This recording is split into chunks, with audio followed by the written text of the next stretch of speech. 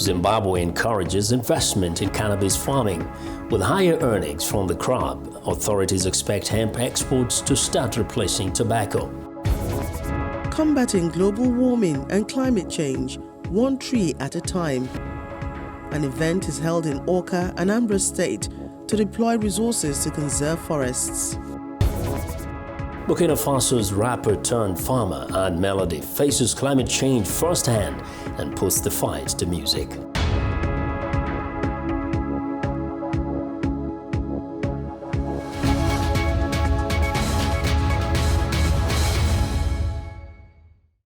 Thanks for tuning in to the show that goes around the continent to bring you stories near and far. I'm Joke Rogers at Channels Television here in Lagos, and I'm joined by Vincent Makori from the Voice of America in Washington. Well, thanks, Vincent Makori at the Voice of America. Happy to be with you again for another edition of Africa 54. Our broadcast still looks a little different because of the global pandemic, but we truly appreciate you staying with us on Africa 54. Let's start off with the latest from Nigeria. Channels Television in Lagos brings you that story. Over the last few years, the issue of global warming and climate change has dominated major events and conferences across the world. Afforestation has been one of the most talked about ways of dealing with climate change. In Anambra State, southeast Nigeria, forest status conservation challenges and resource mobilization have become a matter of critical discourse in a two-day seminar held in Awka, the state capital. The Nigeria Conservation Foundation, NCF, in partnership with the Anambra State Government and Nnamdi Azikiwe University, Awka, opens up discussions on the way forward on developing a sustainable action plan for the state's forest and landscape restoration. Representing the Director General notes the efforts of the foundation in forest recovery, but wishes more collaborative efforts. Just in 2020, NCF, in partnership with other organizations, planted more than 2 million trees. This project has seen NCF traverse the length and breadth of Nigeria. Similarly, the State Commissioner for Agriculture discloses that collective efforts have helped in reclaiming and utilization of over 13 hectares of land by the state government. Collaborative efforts of the state government and World Bank through the efforts of NewMap have resulted in reclamation and utilization of about 13,300 hectares of land for agriculture and other purposes. The Vice-Chancellor of the Nnamdi Azikiwe University, Awka, Professor Charles Esimone, says the institution has concluded plans to pursue re-afforestation program as well as the establishment of a zoo and botanical garden, despite the university's research roles. Over the years, we had a lot of virgin forests that people have been felling down trees because they're trying to build or construct. So we have started that project, and it's in collaboration with NCF, of doing re-afforestation of the entire places that were deforested for a very long time.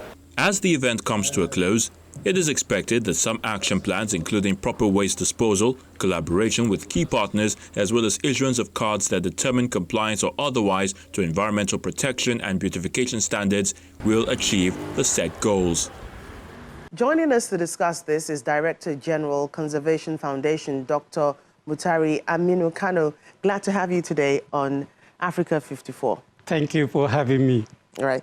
So, looking at our forest and landscape and bearing in mind the effects of climate change, what it's having on the environment, not only in Nigeria, but globally, what more can we do to restore our environment to, what it should be?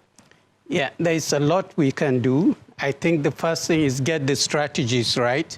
We need to do things in a systematic, coordinated way, and we need to ramp up what we are doing so that it's much, much more alive to the situation.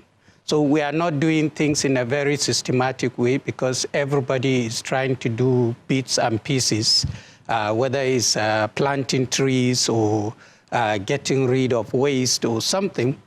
And also, we need a plan, really, that shows where everybody fits in and what needs to be done. And then we need to mobilize massively and campaign to get the people at the center of the activity, at the front and center, not just government or NGOs or this, but communities really need to be mobilized and involved. So we need to do a systematic plan for what we want to do and how to do it. We need to coordinate our work, and we need to ramp it up. Right. So aside from, natural factors such as flooding and erosion that, degrade the environment, what other factors can contribute to the degrading of the environment, and what remedies can we use to stop this? Yeah, so the ones you mentioned, like flooding and erosion, are not really the root causes. They are actually symptoms of how we have degraded our environment. The root causes are the way we change land use, the way we exploit the natural environment unsustainably, and the way we pollute the environment and introduce alien species and climate change. Those are some of the causes that underlie environmental degradation, which leads to flooding and leads to erosion and others. But behind even those direct factors are indirect factors like the high population we have, the poverty, things like conflict, things like prioritizing the economy more than the environment, and things like using technology in the wrong way that actually degrades instead of enhance the environment. And at the very, very last layer of the causes of environmental degradation is really our values, our attitudes, and our behavior. All right, so we see some states, case in point, and I remember most recently is Cross River State. Mm-hmm. What can we do nationally to ensure that, these problems are resolved? Exactly. So it comes back to the answer to your first question, that it's not enough for states to do things on their own in a disparate way, or NGOs, or even the federal government, or companies. Everybody is doing tiny little bits. It needs to be systematic. It needs to be coordinated. We need to have a master plan, or like a template that we are all following, because we are singing without a hymn book, and therefore our song is not really rhyming well. We need to have that in the first place, and then we need to coordinate. So we have to decide for each place, why are we planting trees? If we decide whether we are planting trees in order to replace the trees that we cut for firewood, or we are planting trees for timber, or for shelter belt, or to protect watershed, or to protect soil, or to protect erosion against erosion, then we can decide which trees should we plant where, and then who should do them. That master plan is absent, and that's why our activities are not really coordinated. So in your experience, if we have that master plan and we can create, a sustainable action plan, what should be the, the points? What should be the key factors to getting this to work? Exactly. So the key factors, if we get to doing that master plan, and we should get to it quite soon, is that we have to look at why are our forests degraded? Why is Nigeria one of the countries with the highest rates of deforestation? And then how do we address it? And the first thing we should do is to stop degrading, stop cutting trees indiscriminately, because when you are in a hole, the first thing you do is to stop digging. So we have to protect the little bit of forest that we still have. Then we have to make sure we manage the existing forest better. Then we have to do the reforestation according to this master plan. Then we have to also make sure that companies like timber companies, agricultural companies that clear land, communities also that burn and slash forests in order to grow this, that they don't do that, that we actually do agriculture and other things in a sustainable way. And then, most importantly, we have to find alternatives to firewood. Right, thank you for your thoughts on that. Director General, Nigerian Conservation Foundation, Mr. Muthari Aminu-Kano. Thank you for joining us today. Thank you very much for having me. Thank you. It's a privilege. Global inequality in the distribution of vaccines continues to hamper efforts to end the pandemic worldwide. But for those able to travel to wealthier countries with an abundance of vaccines, they're now willing to travel the distance and bear the high cost of vaccine tourism. VOA's Virginia Ganawan explains.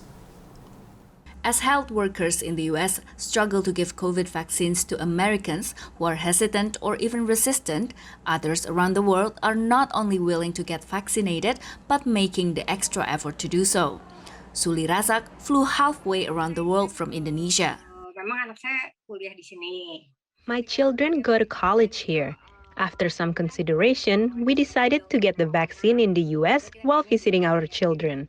So in June, along with her husband and 16-year-old daughter, Suli Razak boarded a 21-hour flight from Jakarta to New York.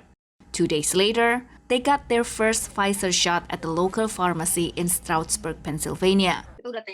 Before coming here, we've got some information saying that it was easy to get vaccinated. Turns out it was really easy. Meanwhile, Angki Banggaditya, visiting New York City from Jakarta in March, managed to get the one-shot vaccine Johnson & Johnson just a couple days before heading back to Indonesia. The city had opened vaccinations to non-residents as part of attempts to boost tourism. I wasn't sure I was going to immediately get it. I kept having to refresh the page for the appointment. It took 3 to 4 days to get a vaccination appointment. At least 24 US states do not require proof of residency for COVID-19 vaccination. We have more than 30 people lining up. The tour packages range from a $550 deal, a 4-day trip to Hawaii, to the luxurious 52-day cross-country trip costing $3,600. So far, the WHO Global Vaccine Sharing Program, COVAX, has shipped out at least 105 million doses to 135 lower to middle-income countries. The anti-poverty advocacy group One Campaign notes that only 1% of COVID vaccines worldwide have gone to lower-income countries and have called on industrialized countries to hasten vaccine sharing with the rest of the world. In Washington, D.C., Virginia Gunawan, VOA News. On the shores of Lake Victoria in Kenya, one entrepreneur, Dominic Wanjihia Kahumbu, and his team are harvesting water hyacinths and converting the invasive species into clean cooking gas. The biogas project has so far provided 50 digesters to homes in the city of Kisumu, enabling families switch from wood or charcoal, both of which, according to the World Health Organization, are hazardous and time-consuming cooking methods. On the Kenyan shores of Lake Victoria, entrepreneur Dominic Kahumbu and his team are using rakes in their hands to remove water hyacinth. It's an incredibly invasive plant, covering the surface of the water like a carpet, harming fish and helping mosquitoes and bacteria thrive. But where many see a pest, Kahumbu sees an opportunity. What we're doing out here on Lake Victoria is we're harvesting this, what everyone considers to be a real menace and a pest, an invasive species, and it has many, many negative connotations to it. But the actual fact is water hyacinth is a blessing in disguise. And that's because Kahumbu's company, Biogas International, is piloting a machine that converts water hyacinth into clean cooking fuel. Kahumbu says 2 or 3 kilograms will provide fuel for a cooker, making a meal of maize beans over 4 hours.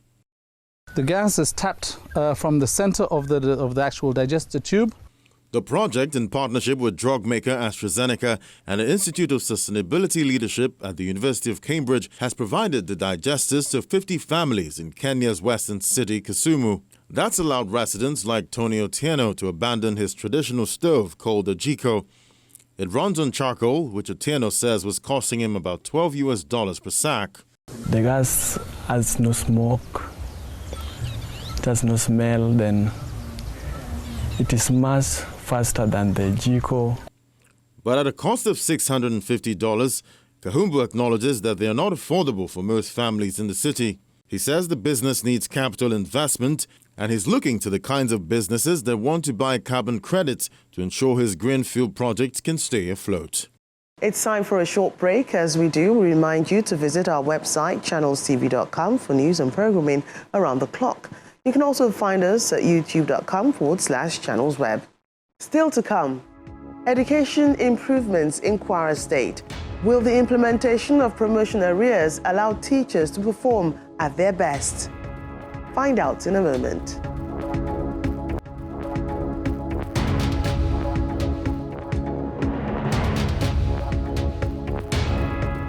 Welcome back to Africa 54. I'm Vincent McCory in Washington. Zimbabwe has scrapped rules requiring sole state ownership for cannabis farming to encourage investment in the plant for industrial and even medicinal use.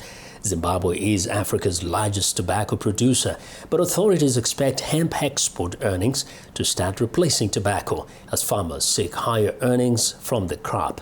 Columbus Mavunga reports from the Beatrice Farming District in Zimbabwe. This 250-hectare farm owned by farmer Jesper Kek now has 4 hectares of hemp growing, a type of cannabis plant that has low levels of THC, the intoxicating substance of marijuana. He plans to increase his hemp production when the next growing season begins in a few months. So I went for hemp because it's an export crop, a much more reliable market. Whereas, for example, potatoes, local crop, the market's a little bit unstable in terms of the number of people are growing and selling into such a small market. So I wanted a slightly more stable crop in terms of the demand.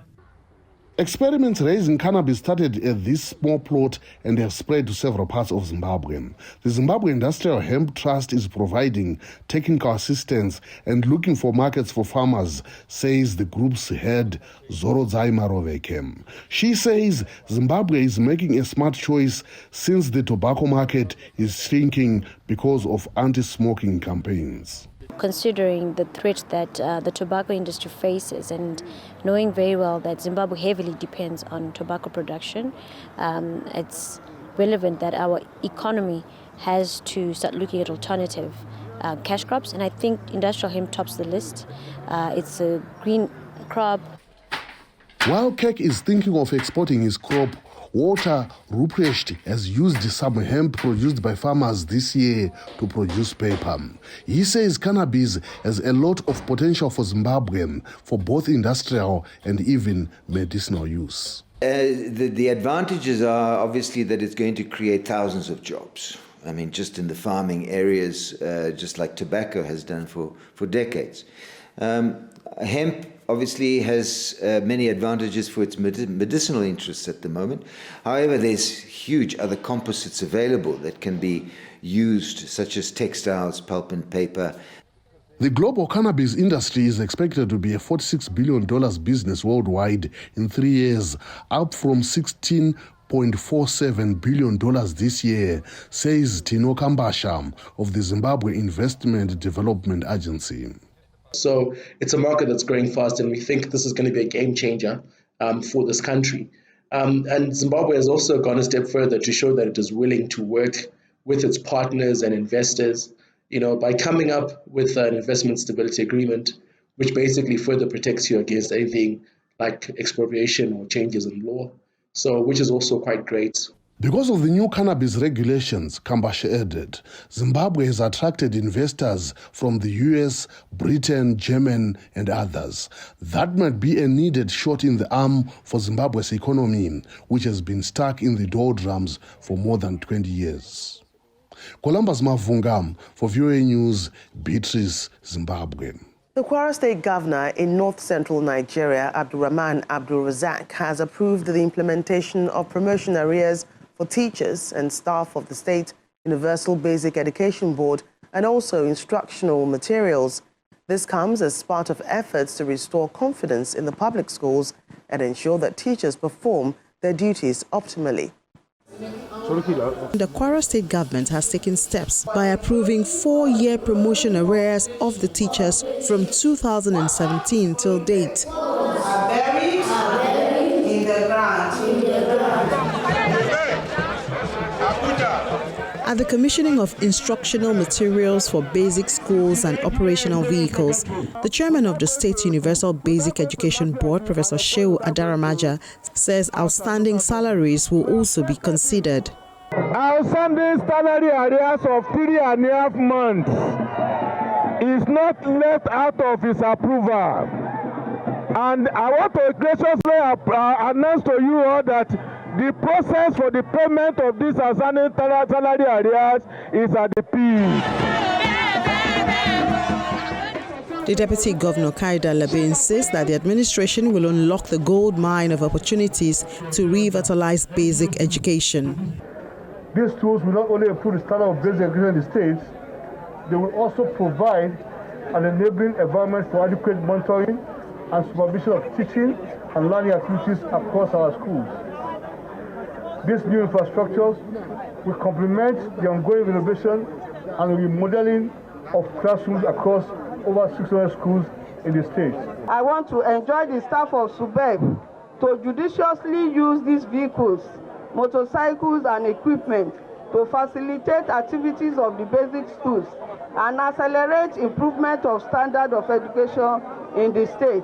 All this is to improve the standard of basic education in the state and provide an enabling environment for adequate monitoring and supervision of teaching and learning activities. The United Nations has called Africa's Sahel region the canary in the coal mine for the effects of climate change, drought and desertification that contributes to conflict and migration in the region. Burkina Faso rapper turned farmer Art Melody channels the struggles of being on the front line of climate change into his music. Henry Wilkins reports from Ouagadougou. Art Melody is a well-known musician in Burkina Faso. Rapping in the local Jula and Moray languages, his songs convey the fear and emotion felt by millions of people across Africa's Sahel region because of the impact of climate change.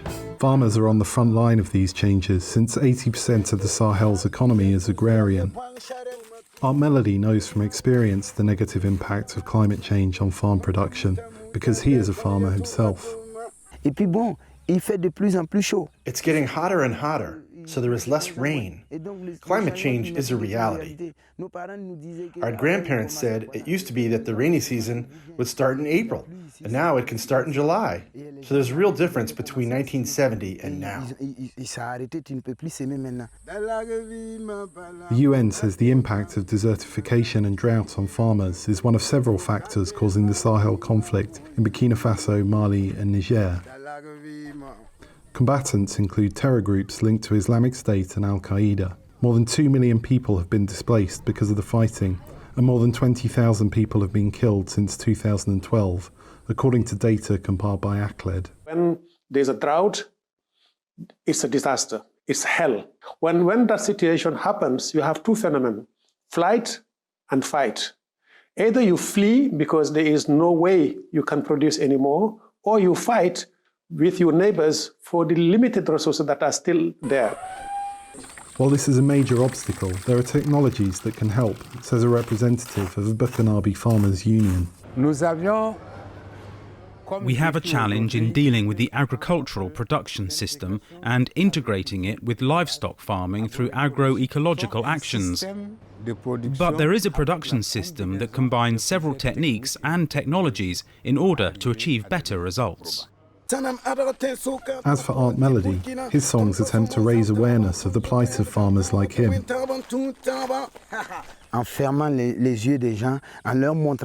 By closing people's eyes, we will always end up destroying everything around us. Whether it is plants or human relationships, we destroy everything. Until the effects of climate change in the Sahel are mitigated, farming will likely get harder and the Sahel's conflict will likely get worse. Henry Wilkins for VOA News, Ouagadougou, Burkina Faso. Well, and that's our show for today. You can find all the continent's top news and world news online at voaafrica.com. Check it out. I'm Vincent McCory in Washington. Channels Television has our last word from Lagos. We look forward to bringing you another show next week. To remember, channelstv.com is your source for news and other programming. I'm Joker Rogers. Thanks for watching and goodbye.